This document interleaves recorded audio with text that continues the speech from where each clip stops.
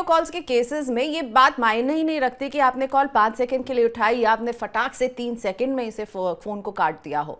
आपको ब्लैकमेलिंग का इसमें आसान टारगेट सेक्सटॉर्शन के बल पर बना दिया जाता है, क्योंकि बात होती है आपकी निजी तस्वीरों की, आपकी अश्लील किसी लड़की से बातचीत का एक वीडियो स्क्रीनशॉट होता है और लोग परेशान हो जाते हैं। परेशान होना लाजमी है, क्योंकि इस पूरे वाक्य से सोशल स्टिग्मा, परिवार के सम्मान की बात जुड़ जाती है।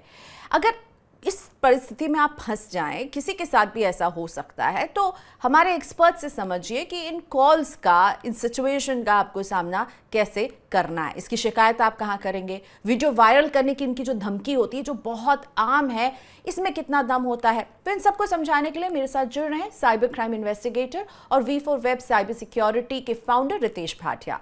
Thank you so much Ritesh, आपने मनी 9 के लिए वक्त निकाला। सेक्सटॉर्शन कॉल्स इन दिनों कम से कम हम देख रहे हैं, काफ़ी खबरें छप रही हैं और ऐसा हो भी रहा है। मेवात नाम का एक इलाका है जिसके बारे में बात की जा रही है, हरियाणा, उत्तर प्रदेश, राजस्थान से तीनों को मिलाकर एक इलाका है। इस तरह की ब्लैकमेलिंग के केसेस आपके पास भी बढ़ रहे हैं क्या? ऐसी शिकायतें आपके पास भी पहुंच रही हैं? इनसे बचने के लिए आप क्या सलाह देते हैं? इन्हें पहचाना जा सकता है क्या कि कोई आपको हाय हेलो भेज रहा है और अचानक से कॉल आया और आपने उठा लिया? इसे आइडेंटिफाई करना बहुत मुश्किल है, या कुछ टिप्स आप हमें दे सकते हैं? जी प्रियंका, तो पहले बहुत बहुत धन्यवाद वापस इस आपके शो पे बुलाने के लिए। आपके शो के कारण काफ़ी जागरूकता हो रही है साइबर में। तो सेक्सटॉर्शन कॉल्स जो रहते हैं, हमको पहले ये मैं आंसर करना चाहूँगा कि हाँ, ये बहुत ज़्यादा बढ़ रहा है। ये कोविड के बाद तो बहुत बढ़ा, फिर हमने देखा कि ये थोड़ा कम हुआ है, लेकिन अभी ये दोबारा बहुत ज़्यादा बढ़ रहा है। और मेरे हिसाब से कारण इसका यही है कि क्या हो रहा है, क्योंकि इतने शिकार उनको मिल रहे हैं और लोग एक्चुअली डर रहे हैं। तो मुझे ऐसा लग रहा है कि जितनी भी अवेयरनेस हुई है बहुत कम हुई है। इसकी अवेयरनेस शायद मतलब रोज करनी पड़ेगी। और इसमें मीडिया ने भी, मतलब इसमें पुलिस ने तो पहले काफी सारे अरेस्ट करने चाहिए, और उसके बाद में गवर्नमेंट ने कुछ ठोस कदम उठाने चाहिए, और फिर उसी हिसाब से मीडिया में इस बात आएगी। तो मुझे ऐसा लग रहा है कि इसकी अवेयरनेस बहुत ज्यादा कम है। अभी ये हो ऐसे रहा है, ये इतना ज्यादा हो रहा है कि दिन में कुछ नहीं तो कम से कम मेरे को 4-5 कॉल्स तो बहुत ही आराम से आ जाते हैं। अभी तक मैंने कम से कम नहीं तो इतने पिछले 2 या 3 साल में 200 केसेस तो खुद हैंडल किए हैं। सोचो एज अ प्राइवेट इन्वेस्टिगेटर जब मैंने खुद किए, अगर मैं 200 की बात कर रहा हूं, तो आप समझिए कि पुलिस के पास कितनी शिकायतें आई होंगी, देश भर में बाकी लोगों के पास कितनी शिकायतें आई होंगी। अभी इसको आइडेंटिफाई कैसे करते हैं? इनका मॉडस ऑपरेंडी समझना चाहिए। ये पहले के पहले ये सारे के सारे आपको मिलेंगे ज्यादा करके डेटिंग एप्स पे, मैट्रिमोनियल वेबसाइट्स पे, इंस्टाग्राम पे, फेसबुक पे, दूसरे पर्टिकुलर एप्स पे जहाँ पे आप किसी को जानते नहीं पहचानते नहीं और रैंडमली मैचिंग हो जाता है, ओमेगल वगैरह ऐसे पर्टिकुलर वेबसाइट्स और एप्स पे।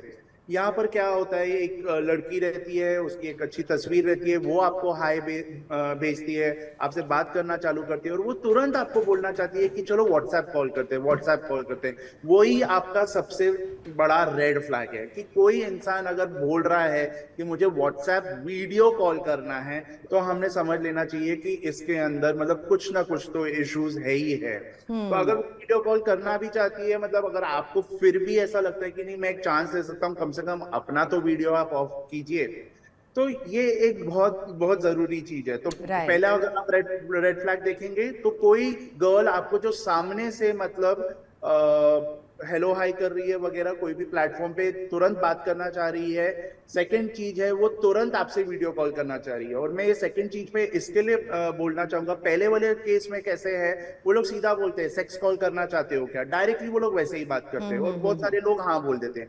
दूसरा केस इसके लिए बोल रहा हूँ क्योंकि अभी जैसे शादी.com हो गए, ऐसे बहुत सारे मैट्रिमोनियल वेबसाइट्स पे ये सारे प्रोफाइल्स हैं।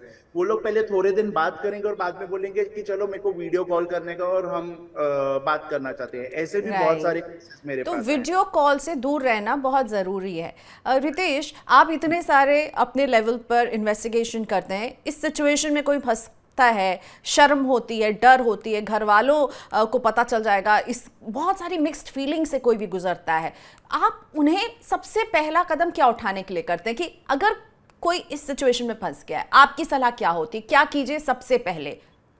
तो पहले मैं बहुत एक फर्म बिलीवर हूं कि आपका मन शांत कीजिए, बाकी सब दूर की बात है। आपका मन ही शांत नहीं रहेगा ना तो मैं कुछ कर नहीं सकता हूँ। तो ऐसे में जो मेरी पार्टनर है, जो कि एक साइबर साइकोलॉजिस्ट है, निराली, मैं उनको उनसे बात करवा देता हूँ, वो थोड़े ठंडे हो जाते हैं। उसके बाद में मैं इनसे ये कहना चाहता हूँ, आपका जो फोन है ना, आप उसको बंद कर दीजिए 4 दिन तक, ना व्हाट्सएप ना रेगुलर कॉल्स। अगर मतलब अगर लेकिन आप उतने बोल्ड हो कि आपको वो लोग कॉल्स कर रहे हैं, धमकी दे रहे हैं, और अगर आप उनको उल्टा बोल सकते हो जो करना है कर ले, तो फिर भले आप सब कुछ ऑन रखिए, कोई प्रॉब्लम नहीं है। मेरे साथ कल से अगर ये हो गया, मैं डरने नहीं वाला हूं। मेरे ऐसे बहुत सारे विक्टिम्स हैं जिनको मैंने दोनों ऑप्शंस दिए कि या तो तू बहुत बोल्ड हो जा और उनको बोल मेरे को फर्क नहीं पड़ता, देखो जिसको बताना है बता दे, मेरे को कुछ नहीं करने का है। तो ऐसे में हमने देखा है कि सामने वाला समझ जाता है कि यार ये इससे कोई हमको पैसे नहीं मिलने वाले। तो अगर आपने उसको बहुत ज्यादा बोल्डली बोल डाला है तो बस बात खत्म हो गई। नहीं तो आपको फिर भी ऐसा डर है कि नहीं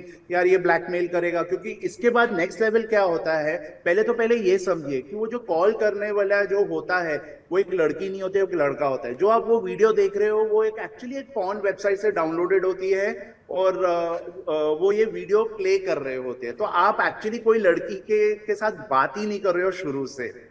अभी बात आती है, इसके बाद ये होता है जब ये डराना धमकाना चालू करते हैं ना, तो फिर वो लोग व्हाट्सएप मैसेजेस ऐसे भेजते हैं कि हम डीसीपी साइबर क्राइम है, हम कमिश्नर है, हम यहाँ से हैं वहां से। तो ऐसे में लोग बहुत डर जाते हैं। तो डरिए मत, ये सब एक पार्ट ऑफ द गैंग है। या तो आप हिम्मत रखिए उनको बोलने के लिए कि तुमको जो करना है करो, जो उखाड़ना है उखाड़ो। See Priyanka, according to me it's pretty natural. ये होता है, साइबर स्पेस ऐसी जगह है जहाँ पे हर कोई एक्सपेरिमेंट करना चाहता है, तो इट्स एब्सोल्युटली ओके। मुझे ऐसा लगता नहीं है कि किसी को ये गलत लगना चाहिए। ठीक है भाई, आपका एक इंटरेस्ट था, आपने ट्राई किया, आप अनफॉर्चुनेटली फंस गए, इट्स ओके। गिल्ट मत फील कीजिए and don't even regret, it's okay. तो इसीलिए अभी रितेश ने बोला भी कि उनकी टीम में उनकी ही जो पार्टनर हैं वो साइकोलॉजिस्ट हैं और वो हेल्प करती है इस तरह के गिल्ट से उबरने में और समझाने में। तो यहाँ साइकोलॉजिस्ट का रोल भी शायद, अगर आप बहुत मेंटल प्रेशर से गुजर रहे हैं, then seek out, reach out, talk to people, talk to experts.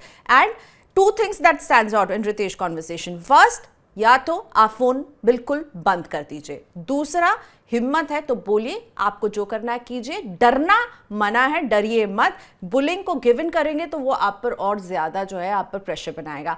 Ritesh, एक जो बात आपने कही कि डीसीपी से, मैं डीसीपी क्राइम बोल रहा हूं, मैं यहां से बोल रहा हूं, उसके अलावा एक बहुत कॉमन धमकी है कि आपके वीडियो को हम वायरल कर देंगे, आप चाहते हैं वायरल नहीं हो तो हमें पैसे दीजिए। दिल्ली में कई वारदात ऐसे थे सीनियर सिटीजन के, कहा गया कि हम जो है, पहले तो बोला हम डीसीपी क्राइम से बोल रहे हैं, फिर बोला हम यूट्यूब से बोल रहे हैं, वायरल हो जाएगा। इस धमकी में कितना दम है? एज अ पर्सन जो साइबर स्पेस को समझता है, क्या वाकई में कोई भी क्लिप लेकर के वायरल कर देगा? ये धमकी में कुछ दम है या बस डराने की बात है?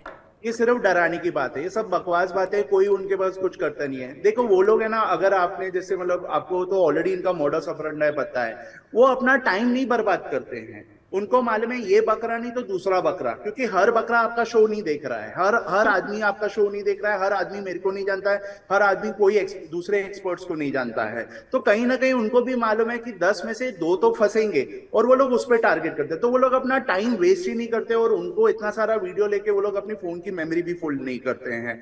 लेकिन फिर भी आपने आपके साइड से क्या करना चाहिए कि अगर पिछले दिनों में आपने किसी को ऐसे अपना फ्रेंड मतलब फ्रेंड रिक्वेस्ट एक्सेप्ट किया हुआ है, या इंस्टाग्राम पे अगर वो आपको ऑलरेडी फॉलो कर रहे हैं, तो देखिए अगर कोई वो जान पहचान वाले नहीं है तो उनको आप प्लीज बाहर निकाल दीजिए। आपके बाकी भी प्रोफाइल्स को आप प्राइवेट कर दीजिए। और अगर ये हादसा होने के 4 दिन पहले तक जितने भी मतलब आपको ऐसे लग रहे हैं अनजान व्यक्ति आपके प्रोफाइल में आए थे, उन सबको बाहर निकाल दीजिए, आपके सारे अकाउंट्स प्राइवेट कर दीजिए। बाकी वायरल किसी हिसाब से नहीं होने वाला है, वो यूट्यूब हो या कुछ भी हो, वो खाली धमकी देते हैं। अगर आप वीडियो भी देखोगे तो उसमें भी दिखाते हैं कि वो अपलोड हो रहा है, वो कहीं जाके YouTube पे ऐसे पर्टिकुलर फीचर्स है कि वो जैसे अपलोड भी हो जाता है ना, वो तुरंत वहां से निकल भी जाता है। तो ये सब बेकार की बातें हैं, आपको डरने की जरूरत ही नहीं है। अब मुझे ये समझना है कि इसे रोकने के लिए क्या किए जाने की जरूरत है। और इससे मेरा मतलब है कि हमारा कानून इसे रोकने में कितना सशक्त है, हमारी पुलिस को क्या करना है, हमारी सरकार को क्या करना है। आपने ये बता दिया कि एज अ पर्सन जो कि फ़ोन इस्तेमाल कर रहा है उसे क्या क्या करना है, आप अनजान लोगों से दोस्ती अगर कर रहे हैं सावधान रहें। लेकिन पूरे सिस्टम में क्या करने की ज़रूरत है? क्योंकि ये मामला एक वेव आता है, हम देखते हैं बहुत कॉल्स आते आते आते अचानक से डिप हो जाएंगे, फिर शुरू हो जाएंगे, तो रुक तो नहीं रहे ना कहीं रितेश? देखिए, इसके अंदर है ना, देखा जाए तो सरकार के लिए ये एक दिन का काम है। आप जाइए, आपको अगर पुलिस भेजने में डर लग रहा है, आप आर्मी भेजिए, आपको जिसको भेजना है भेजिए। लेकिन क्या हो रहा है ना, कोई भी मतलब अगर कुछ लैकिंग है ना, तो वो है इंटेंशन। उनको डर ही नहीं है किसी का भी, उनको किसी इंसान का कोई डर नहीं है। और ऐसे कैसे हो सकता है कि उनको मतलब कानून का भी डर नहीं है, उनको पुलिस का डर नहीं है, उनको मीडिया का डर नहीं है, उनको किसी भी चीज का डर नहीं है। उनके ऊपर पूरी नेटफ्लिक्स पे सीरीज भी बन चुकी है, फिर भी इनको कोई फर्क नहीं पड़ता है। उल्टा ऐसी सीरीज बनने के बाद इनको ऐसा लगता है कि हम तो हीरो बन गए हैं, अरे कोई पेपर में आया, अरे हम तो पेपर में आ गए हैं। तो पूरा वहां पे जो ये मिली भगत है, वहां के लोकल अथॉरिटीज हो, वहां के पुलिस हो, या जो भी है, आई थिंक उधर ही इंटेंट नहीं है। वहां पे जब प्रेशर डाला जाएगा तो शायद ये पर्टिकुलर जो फ्रॉड है वो खत्म हो सकता है। क्योंकि समझिए, बाकी सब जो फ्रॉड्स आपके हो रहे हैं ना, वहां पे फाइनेंशियल इंपैक्ट काफी ज्यादा है, यहाँ पे फाइनेंशियल से ज्यादा इमोशनल इंपैक्ट है।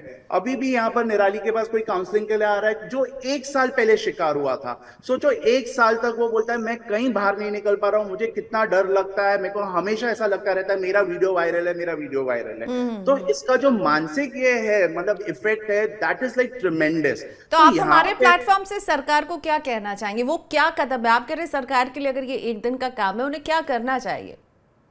भाई, अगर आप बाकी सबको इतना सबक सिखा सकते हो, आप बाकी सब जो फॉरेन कंट्रीज के या जो भी बाकी टेररिस्ट को आप ये सब कर सकते हो, तो ये तो अपने ही देश के बंदे हैं। मतलब आप क्यों नहीं करना चाह रहे हो?